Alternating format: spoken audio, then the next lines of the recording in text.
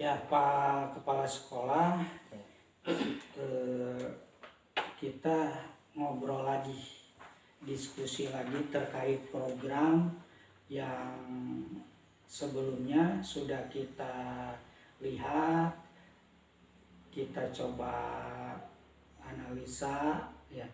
Karena kan saya sudah melihat rencana kerja tahunan ya, kemudian juga RKAS gitu kan.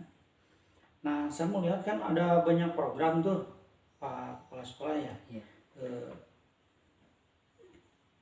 Yang saya ingat hanya beberapa program, mungkin Pak Kepala Sekolah bisa ulang lagi program-programnya. Sebelum nanti kita lihat aja mungkin ya programnya diantaranya Pak Kepala.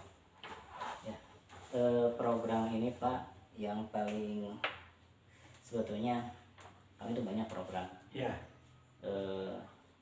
PPDB, sarana, kemudian guru ya, pelayanan, dan tentu saja ini kan harus menyesuaikan dengan keuangan gitu, pembiayaannya. Tetapi karena memang sekarang dana ini kita harus efektif, berhubung memang sumbernya mungkin sekarang kan asalnya 3 Pak. 1 dari pemerintah pusat, bos pemerintah pusat, kemudian ada juga dari BPMU provinsi dan dari swadaya orang tua. Nah, sekarang yang hilang itu kan dari provinsi hilang. Artinya kita harus merevisi program-program yang sudah kita rencanakan di yang 4 tahunan itu, yang setahunan juga harus itu diperbaharui dengan menghilangkan pembiayaan yang dari provinsi itu. Nah, saya urutkan lagi, efektifkan lagi yang ini sangat urgent itu. Pertama, sarana. Yang kedua, berarti tentang pelayanan, itu kinerja guru, Pak. Baik. Jadi sarana dengan kinerja guru. Berarti kan program yang lain juga tetap berjalan, tapi setelah analisa permasalahan yang memang keterbatasan dana itu diantaranya. Terkait sarana dan kinerja guru, kenapa ini yang akan menjadi fokus perhatian dari Pak Kepala Sekolah? Kira-kira kalau dipetakan potensi guru, siswa, sarana maupun lingkungannya terkait dengan 2 program ini. Guru kan sebetulnya yang memegang tolak ukurnya, Pak. Kaitannya dengan sarana, kalau misalnya gurunya sudah terpetakan dengan baik, bisa melaksanakan kinerja dan dengan sungguh-sungguh, sebetulnya sarana itu bisa menjadi nomor 2 gitu. Nah, ini saling berhubungan, saling berkaitan, karena memang sekolah kami yang paling kurang itu sebetulnya memang sarana. Tetapi kalau misalnya guru tadi sudah loyal, sudah misalnya paham terhadap tanggung jawabnya, sebetulnya sarana kan bisa disiasati. Itu karena gini, untuk pengadaan sarana itu tidak bisa tiba-tiba, karena kita membutuhkan kerjasama dengan pihak lain gitu untuk penggalian potensinya. Sedangkan guru kan ada, kita guru sudah siap, di sini sudah ada gurunya, tinggal bagaimana cara memotivasi, membangun kinerjanya untuk lebih baik lagi, Pak. Gitu. Dan saya punya kekuatan itu kalau untuk perbaikan guru itu tadi, Pak, tentang kesejahteraannya. Sekarang gurunya sudah safety, alhamdulillah, berarti itu akan ada motivasi yang lebih baik. Berarti potensinya di situ. Iya, potensinya di situ. Bagaimana dengan daya dukung dari rekan-rekan warga sekolah? Rekan-rekan itu yang paling dapat kami rasakan itu di guru yang laki-laki gitu. Guru yang laki-laki mungkin karena apa ya, masih bisa bebas, mungkin ya, bebas dalam artian tuh kalau laki-laki dengan laki-laki mau komunikasinya kan bisa akrab gitu Pak ya, Iya. bisa lebih akrab, bisa kita sambil ngobrol dan lain sebagainya. Sedangkan dengan guru perempuan kadang-kala kita ada batasan gitu. Terkait dengan program itu Pak, dua tadi ya tentang Iya. kinerja guru juga sarana, kira-kira yang sudah terpikirkan yang bisa dikembangkan atau mungkin boleh dibilang inovasi lah Iya. untuk pengembangan dua program itu. Kalau inovasi, kami sudah menjalin kerjasama dengan pihak luar Pak, itu salah satunya Japan Foundation. Kami juga sedang proses menuju goal gitulah, pencairan, dan mudah-mudahan dengan dinas pun yang melalui program Rapid itu juga bisa berhasil Pak. Jadi kami optimis kalau misalnya itu bisa berhasil, insya Allah untuk sarana itu bisa teratasi. Dan satu lagi yang dari swadaya orang tua itu akan kami tetap jaga gitu, kepercayaan orang tua. Bagaimana dengan yang kinerja Pak nih?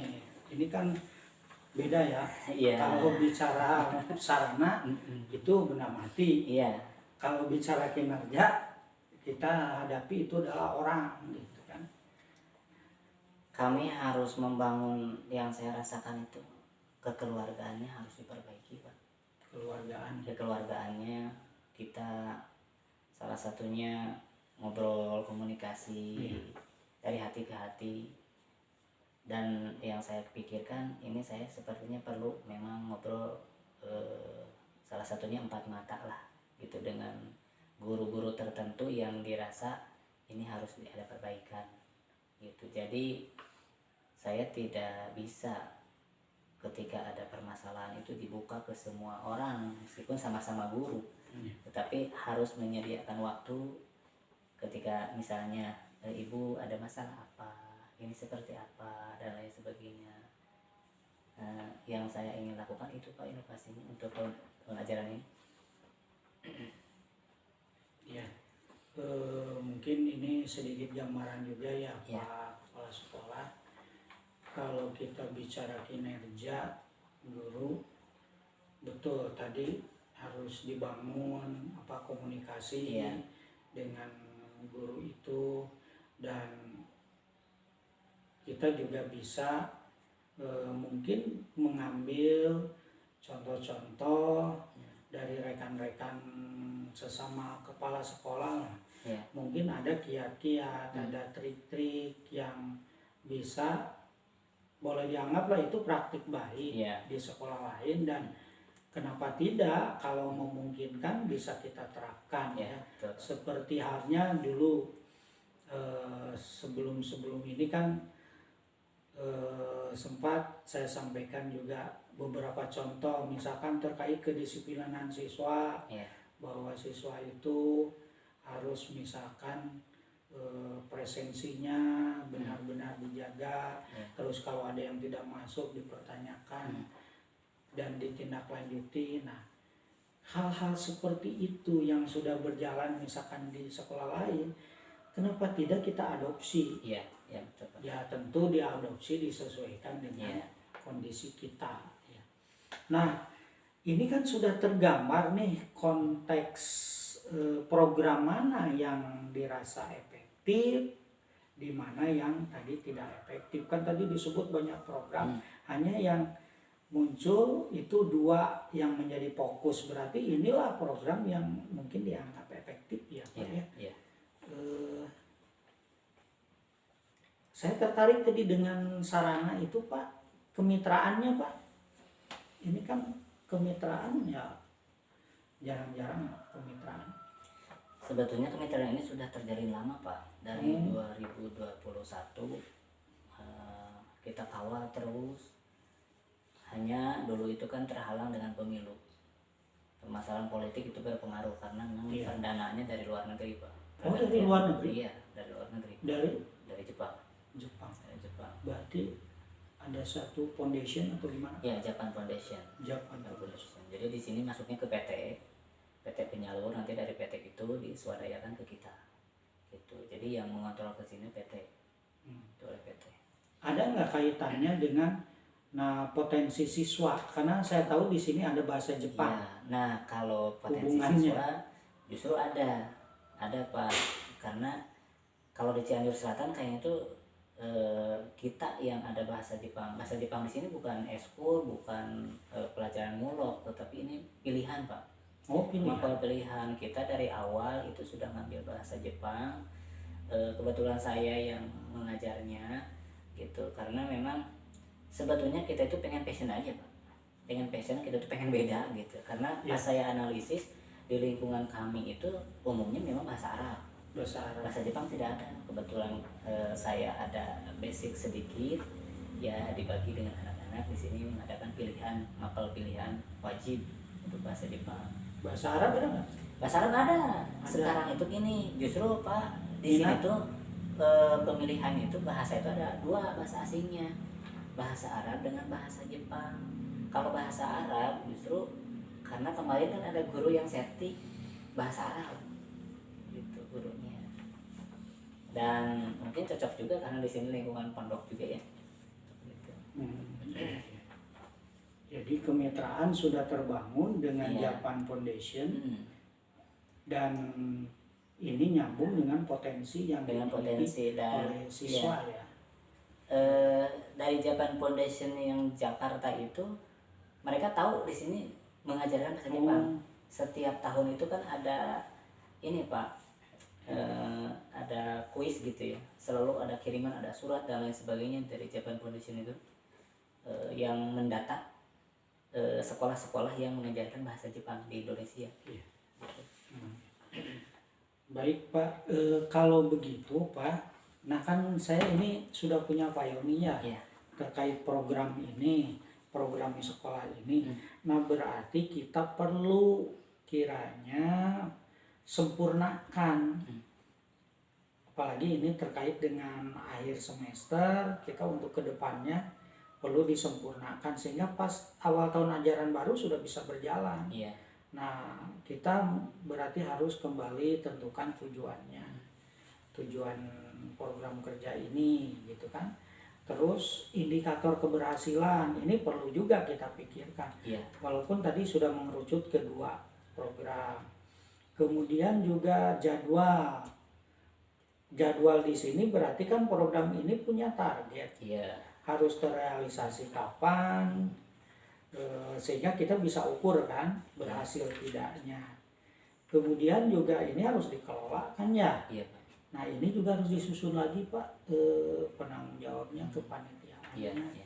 Apalagi kalau terkait sarana ini pasti ada kepanitiaannya gitu.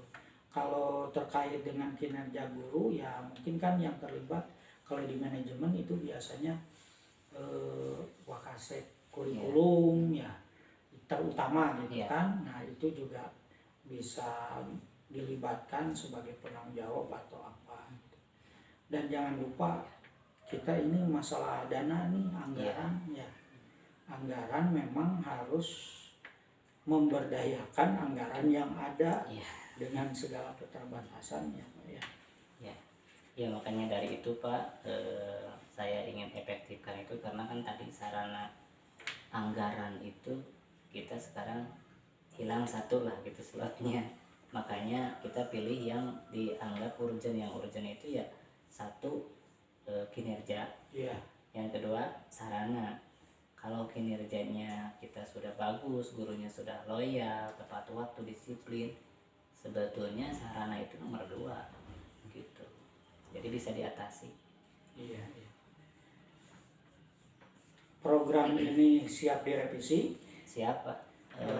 Rencana itu kan akan ada rapat untuk pembagian tugas ya tahun ajaran baru itu sekitar tanggal 27 Juni ini Pak. Untuk pembagian tugas misalnya wali kelas, tugas-tugas yang lain, penjadwalan ulangkan mata pelajaran itu nanti Juni ini. Nah berarti kan nanti kedepannya pasti saya akan melihat lagi Pak, di kontinuitas ataupun progres lah dari program ini ya. Bagaimana implementasinya, kemudian